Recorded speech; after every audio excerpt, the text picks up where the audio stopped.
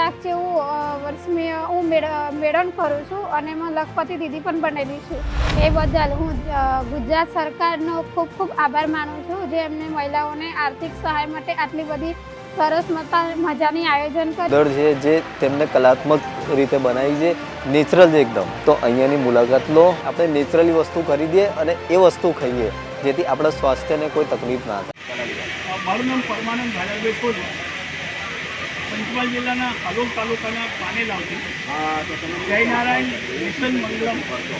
સંસ્થાના અમે લોકોએ આજથી 1.5 વર્ષ પહેલાં હાલોલ તાલુકા પંચાયત દ્વારા અમારો સંપર્ક કરવામાં આવ્યો અને મહિલા સશક્તિકરણના કાર્યક્રમની અંદર મારા પત્ની